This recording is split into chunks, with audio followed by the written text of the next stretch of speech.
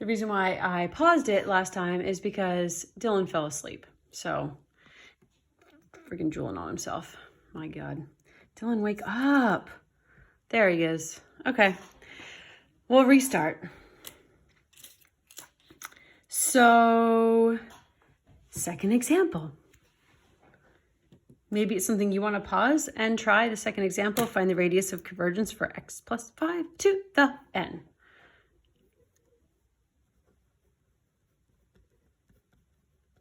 So this is geometric also. You can handle it either way. I'll show how to do it both ways. And if you want to fast forward because you got it, then fast forward.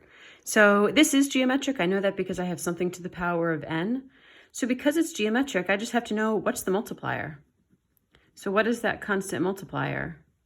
And in this case, the constant multiplier is x plus 5.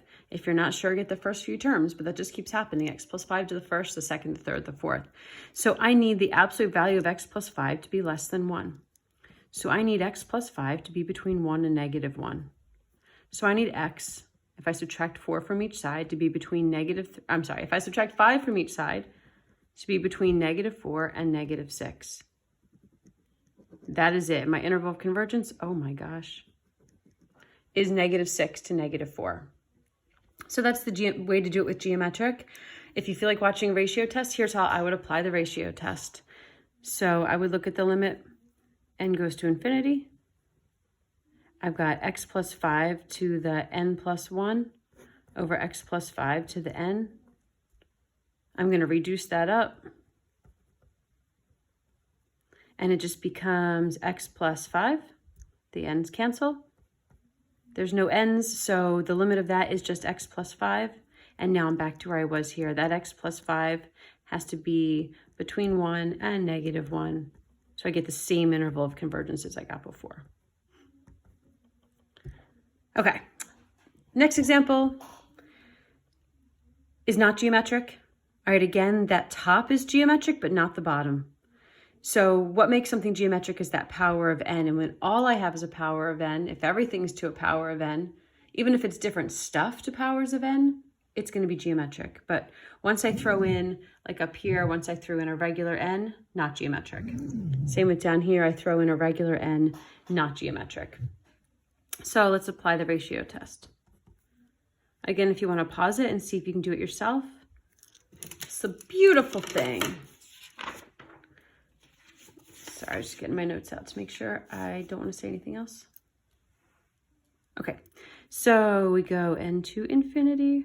Maybe I should talk like this. Or maybe not. Instead of dividing by the series itself, I'm going to multiply by the reciprocal. So I've got n over 3x minus 2 to the n. Yikes. Don't get seasick. There we go. All right, I'm going to rewrite it. Oh my gosh, that's infinity.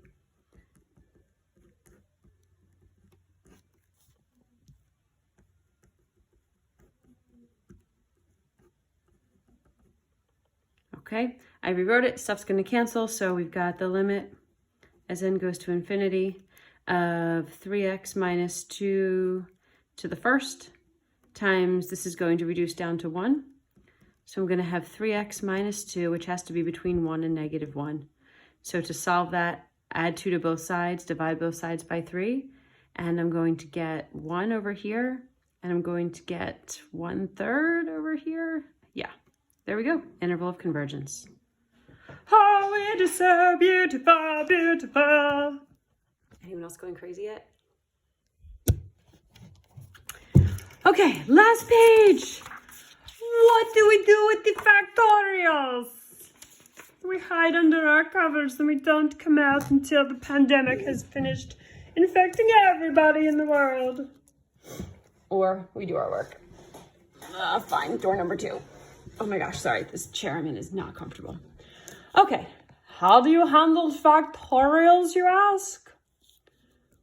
Well, in the first one, you'll notice there actually are no x's whatsoever.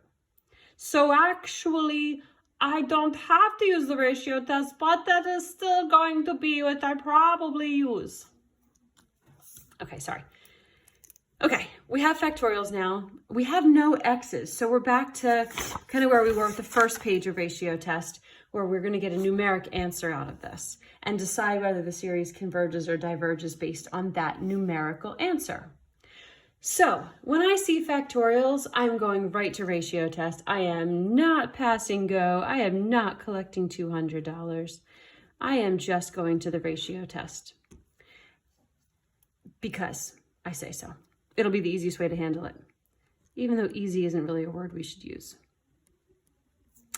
Okay, so I'm going to plug in n plus 1 for all of our n's. So even though these aren't powers, n plus 1 is going in, baby. So I'm going to have n plus 1 plus 3 factorial over 3 factorial times n plus 1 factorial times 3 to the n plus 1. And instead of dividing by the series itself, I'm going to multiply by its reciprocal. If you don't understand why, go eat a cookie. So I flip, I multiply, and now I'm going to group up and reduce. So let's see what happens to this guy. So this is going to become n plus 4 factorial. And I'm going to put it over the n plus 3 factorial. They seem to look good together. I'm going to put the 3 factorial over the 3 factorial. OMG, that's going to cancel. I'm going to put an n factorial over an n plus 1 factorial. And I'm going to put the 3 to the n over the 3 to the n plus 1. Now, how in the heck do you handle all of this? Well, guess what happens to this? Think about factorials for a second and what they are. They are taking the first number times the one that comes, before times the one that comes before, and so on and so on. So n plus 4 factorial is the same as n plus 4 times the number that came before that, one prior. So times n plus 3 times n plus 2 and so on. That's n plus 4 factorial. Well, n plus 3 factorial starts with n plus 3. And then I multiply by all the numbers that come before that, n plus 2, n plus 1, and so on. Well, guess what? If I compare the top and bottom, n plus 3, n plus 2, and everything prior will cancel with this n plus 3, n plus 2, and everything prior. So the only thing I will have left out of that term is the n plus 4. That's how factorials are going to cancel. You're going to have to think for a second, okay, this n plus 4 factorial is n plus 4, and then it would be at times n plus 3, then times n plus 2, and so on. And n plus 3 factorial would start with n plus 3, and then n plus 2, and so on. So everything's going to cancel from the n plus 3s and back. So keep going, 3, this is going to just become 1, silly. But how about these? Maybe pause and see how you think it would reduce. But n factorial is going to become n times n minus 1 times n minus 2, and so on. N plus 1 is going to start with n plus 1, then it's going to come n, then it's going to come n minus 1, n minus 2, and so on. So all of these are going to cancel with all of these, and I'll be left with 1 over n plus 1. This is going to reduce, the powers are going to subtract n minus n plus 1. So let's rewrite.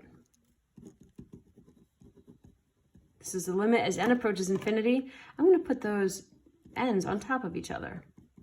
N plus 4 over n plus 1, let's group them up, times 1/3. This is going to become 3 to the negative 1. Okay, well, what happens to this? I can compare this. Degree of the top is 1, degree of the bottom is 1. So this is going to become 1 times 1/3 for that part equals 1/3. So, drum roll. Does the series converge? Does the series converge? Does the series converge? Yep. 1/3 is less than 1. So by the ratio test, the series converges. Call Khan Academy. Tell them to hire me. The last example of the week! Except for, maybe me going over homework.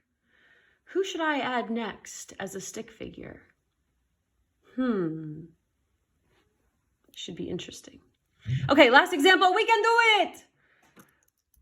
Oh my gosh, there's an X. If there's an X, that means we're not going to say that the series converges or not. We're going to find the radius of convergence for the series. This is going to be wackadoodle. Just hold on to your seatbelts, people. Grab your hand sanitizer and off we go. Let's look at the limit as n approaches infinity of x to the 2, plug in n plus 1 over n plus 1 factorial. I feel like Ethan might be crying at this point. Ethan, are you okay? You doing all right, bud? I know it's a lot. You probably waited until like 10 p.m. to watch this, and now it's 10:46, and you're really wondering what you've done with your life. I hear you. Okay. Plugged in n plus 1s for all of our n's. Instead of dividing, I'm going to multiply by the reciprocal. N factorial over x to the 2n plus 1. It's reducing time. Okay. So n factorial goes over n plus 1 factorial. Let's reduce this. So we've got x to the 2n plus 1 on the bottom and x to the 2n plus 3 on the top, right? 2n plus 2 plus 1. Yep. Okay, let's do some reduction. So this n factorial is going to become n times n minus 1 times n minus 2 and so on. This is n plus 1 and then n minus 1 and so on. Cancel. So this is going to be the limit as n approaches infinity of 1 over n plus 1 times, this is going to become x squared. Well, this is a little bit different. We have never seen one look like this. Everyone we've seen, especially with x's, the n's have canceled and become a 1. Oh, what to do? Well, guess what? There are two scenarios. Let's see. When n goes to infinity, well, there's not two scenarios. When n goes to infinity, I don't have any other n's to cancel this out. So when I consider this term, what's happening when n goes to infinity? The bottom's becoming really, really big. So this fraction is becoming 0. Well, it doesn't matter. I don't have any value for x, whatever. So no matter what happens, no matter what x is, x could be 7,952,342. It doesn't matter, because as the limit, as n goes to infinity, this bottom becomes so big that this fraction becomes 0. We don't really care what x is, because any number times 0 is 0. Oh my gosh, what does it mean? I got 0. Well, the ratio test says if the number I get is less than 1, then the series is going to converge. So it doesn't matter what x is. This series will converge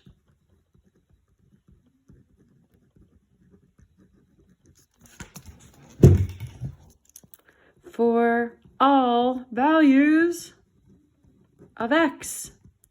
That means the interval of convergence is negative infinity to infinity. Oh my gosh. What's the radius of convergence then? What's half of negative infinity to infinity? What an elementary question. It's infinity. Now tell me this.